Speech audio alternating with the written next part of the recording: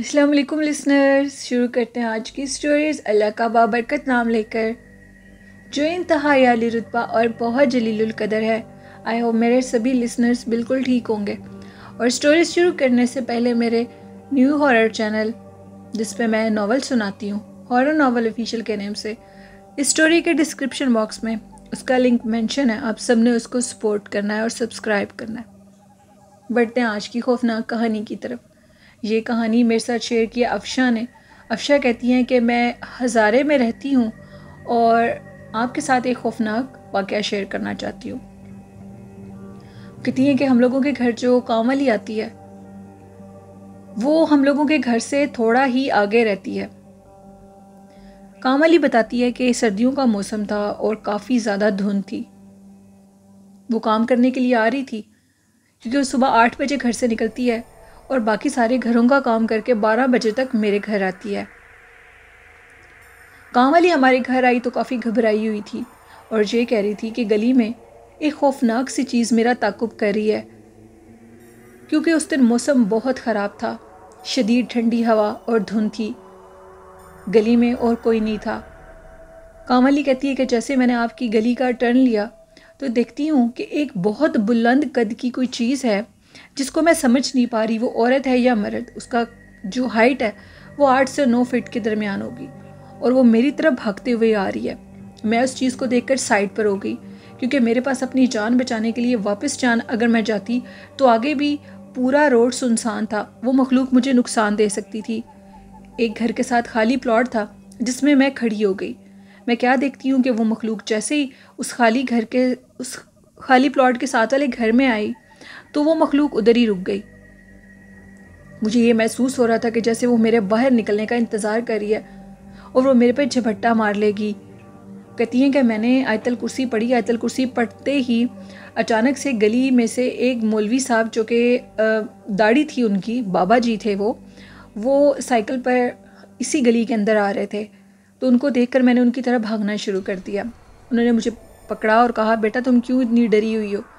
میں نے ان کو ساری بات بتائی تو انہوں نے کہا کہ اس علاقے میں اس موسم میں ایسی خوفناک مخلوقات کو دیکھا جاتا ہے، وہ بھی سردیوں کے موسم میں، اس لیے کہ لوگ بہت کم باہر نکلتے ہیں جس کی وجہ سے وہ مخلوق حملہ کر دیتی ہے۔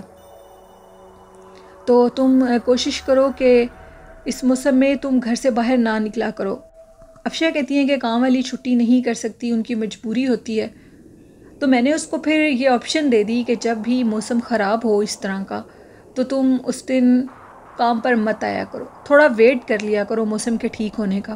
اگر پھر بھی موسم ٹھیک نہیں ہوتا تو تم میرے گھر کام کے لیے نہ آیا کرو، کیونکہ سردی کا جو سارا موسم ہے ہم لوگوں کا جو علاقہ ہے وہ بالکل ویران رہتا ہے، کیونکہ ادھر گھر بھی بہت کم ہے اور لوگوں کی آمد و رفت بہت کم ہے، موسٹلی جگہ خالی ہے اور اس خالی جگہ پر ایسی مخلوقات آ جاتی ہیں۔ دیٹس وائی وہ بہت ڈر گئی۔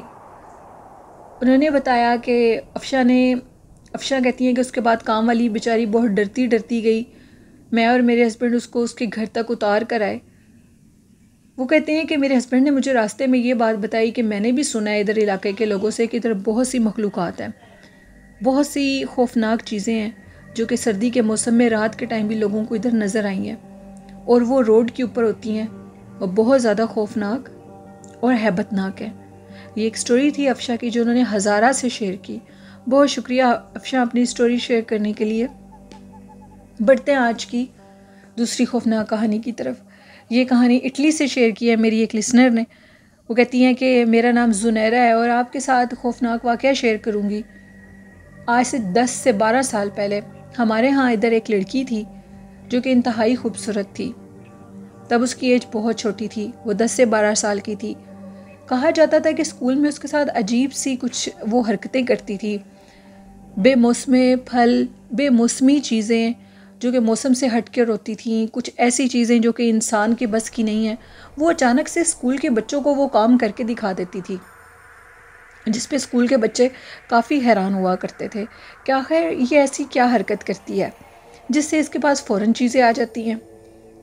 جو بچے ہوتے تھے وہ اپنے والدین کو بتاتے تھے کہ ہم لوگوں کی جو فرینڈ ہے وہ اس طرح، والدین جو کہ پہلے اس چیز کو اگنور کرتے تھے لیکن پھر جب انہوں نے یہ چیزیں بہت زیادہ سننی شروع کر دیں تو انہوں نے ٹیچر سے بات کی اور ٹیچر کو کہا کہ آپ بچوں کے اوپر نظر رکھیں، آخر ایک بچی ہے جو کہ ایسی کام کرتی ہے، اور پھر بچے ہمیں بالکل بہت تنگ کرتے ہیں اور چین سے نہیں بیٹھنے دیتے اور کہتے ہیں کہ ہمیں یہ چیز لا کر دو، ہماری فرینڈ لے کر آتی ہے تو آپ بھی ہمیں لا کر دو، لیکن اس چیز کو جو وہ مانگتی ہیں وہ ہم کہاں سے لا کر دیں۔ انہوں نے کہا کہ ہم اس بچی کے اوپر نظر رکھیں گے۔ انہوں نے اس بچی کے اوپر نظر رکھی تو اس بچی کی حرکتیں واقعی کچھ عجیب تھیں، وہ بچوں کو بے موسمی چیزیں کھلا رہی تھی۔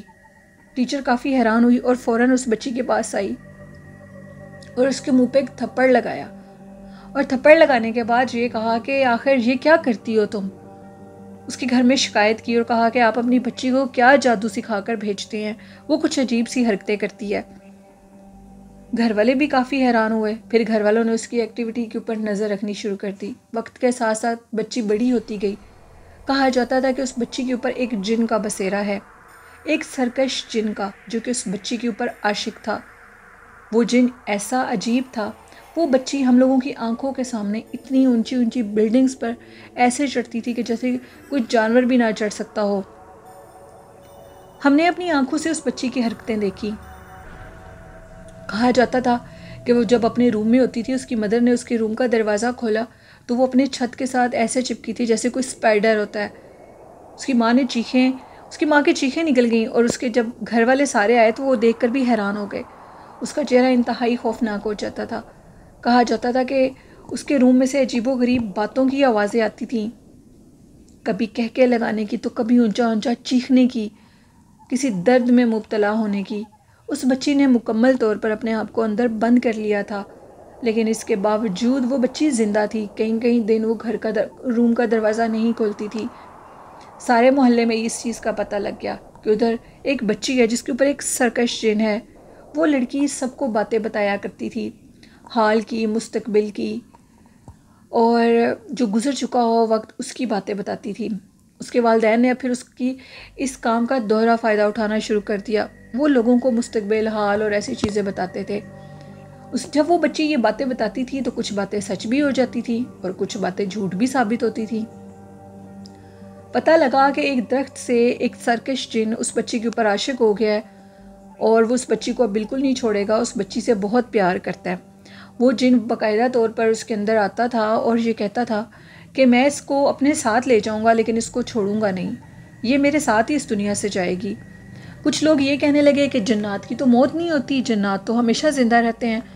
تو میں اپنے ان لسنرز کو یہ کہنا چاہوں گی، ان لوگوں سے یہ کہنا چاہوں گی کہ جنات کو موت آتی ہے، جنات بھی انسانوں کی طرح ہی جان رکھتے ہیں اور ہر جان کو موت کا مزہ چکھنا ہے۔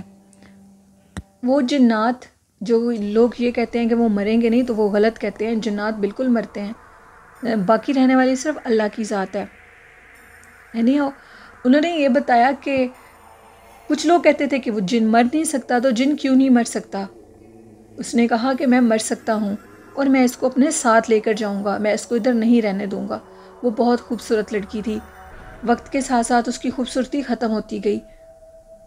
اس کو اس جن نے اس طرح کر دیا کہ جیسے کوئی ڈھانچہ ہوتا ہے، اس کا کلر بالکل مان پڑ چکا تھا، اس کا رنگ کالا ہو چکا تھا۔ وہ ایک ڈھانچے کی صورت میں بیڈ پر لیٹی ہوتی تھی۔ اس کی حالت بہت خراب ہونے لگ گئی۔ بالآخر ایک دن اس کی ڈیتھ ہو گئی، اور جب اس کی ڈیتھ ہو گئی تو اس کے سارے کمرے کو، اس کو دفنانے کے بعد اس کے سارے کمرے کو خود بخود آگ لگ گئی، اور جب آگ لگی تو وہ کمرہ انتہائی بھیانک اور عجیب صورت پیش کرنے لگا۔ اس کے والدین یہ کہتے تھے کہ جو لوگ اس سے آ کر باتیں پوچھتے تھے وہ ان کو جلی ہوئی حالت میں نظر آتی تھی، ان کے گھر جاتی تھی اور کہتی تھی کہ وہ جن جو میرے پر عاشق تھا اس نے میری جان لے لی، میرے والدین کو کہو کہ اس گھر کو چھوڑ کر چلے جائیں نہیں تو وہ ان کو بھی مار دے گا۔ مختلف لوگوں نے اس کے گھر والوں کو آ کر یہ باتیں بتائیں، لیکن اس کے والدین اس چیز پر بالکل یقین نہیں کرتے تھے۔ وہ لالچی ہو چکے تھے۔ جو لوگ اس کے گھر آ کر اس سے باتیں پوچھتے تھے ان کو اپنے پاس سے جھوٹے کچھ ایسی چیزیں لکھ کر دیتے تھے جو کہ لوگ لے کر جاتے تھے، کچھ لوگوں کے کام بھی ہوتے تھے۔ وہ یہ کہتے تھے کہ ہماری بیٹی نے مرنے سے پہلے اس جن سے ہمیں بہت سی چیزوں کے متعلق بتایا، بہت سے ایسی چیزیں تھیں جو اس نے ہمیں لکھوا دیں اور اس کے ذریعے ہم لوگوں کی مدد کرتے ہیں۔ وہ بچی جلے ہوئے روپ میں اپنے محلے کے لوگوں کو ہی نظر آنے لگی۔ بالآخر ایک دن اس کے والد صاحب یہ کہتے ہیں کہ میں اپنے گھر کے لان میں بیٹھا ہوا تھا تو اچانک سے مجھے لگا کہ میرے پیچھے ایک آہٹ کی آواز آئی ہے۔ میں جیسے ہی پیچھے پلٹا تو میں دیکھتا ہوں کہ ایک خوفناک جلا ہوا جسم، اور اس کا جو چہرہ تھا وہ جلا ہوا نہیں تھا، وہ میری بیٹی تھی، اور وہ اپنا ہاتھ میرے آگے بڑھا کر یہ کہہ رہی تھی، بابا اس کام کو چھوڑ دو، یہ کام ٹھیک نہیں ہے ورنہ وہ تمہیں بھی جان سے مار دے گا۔ میں نے دیکھا کہ میری بیٹی بھاگتی ہوئی گھر کی طرف گئی ہے اور غائب ہو گئی ہے۔ میری بیوی کے مطابق، یعنی وہ کہتی ہیں کہ جو عورت تھی وہ یہ بتاتی تھی کہ ہم لوگ اپنے جو ہماری بیٹی کا روم تھا اس روم میں بھی اپنی بیٹی کو کھڑا ہوا دیکھتے تھے، لیکن اس کا سارا جسم جلا ہوا ہوتا تھا اور دیکھتے دیکھتے وہ غائب ہو جاتی تھی۔ پتہ نہیں وہ کیا مخلوق تھی، وہ جن تھا یا جو بھی۔ میرے ہسبینڈ کو بہت تکلیف آئی۔ اس تکلیف کے بعد اس نے توبہ کر لی، جو اس لڑکی کا باپ تھا، اور اس کی توبہ کرنے کے بعد انہوں نے اس گھر کو چھوڑ دیا اور مکمل طور پر بند کر دیا۔ کہا جاتا ہے آج بھی اٹلی کے اس گھر کے اندر سے اس لڑکی کی چیخوں کی آوازیں آتی ہیں جو کہ انتہائی دردناک ہوتی ہیں۔ کہا جاتا ہے کہ ادھر اسی جن کا بسیرا ہے، وہ لوگوں کو نظر آتا ہے۔ وہ جلے جسم والی لڑکی جس پر وہ عاشق تھا وہ مر گئی، وہ بھی نظر آتی ہے، اور وہ جن بھی اسی گھر کے اسی روم کی ونڈو میں کھڑے ہوئے نظر آتے ہیں۔ نہ جانے وہ کیا معاملہ ہے کہ ہم لوگ آج تک نہیں جان سکے۔ تو بہت شکریہ آپ کا اپنی سٹوری شیئر کرنے کے لیے۔ یہ تھی آج کی خوفناک کہانیاں۔ لسنرز کیسی لگیں آپ کو؟ اپنا فیڈ بیک ضرور دیجیے گا۔ اور آخر میں کہنا چاہوں گی کہ نماز، درود شریف اور قرآن پاک کو زندگی کا حصہ بنا لیں، کبھی جھوٹ مت بولیں، کسی کو دھوکہ مت دیں، والدین جیسی خوبصورت نعمت کی قدر و قیمت کو جانیے، تو اللہ پاک آپ کو دنیا اور آخرت کی ساری کامیابیاں دیں گے۔ آئی ہوپ میرے لسنرز اس پر ضرور عمل کرتے ہوں گے۔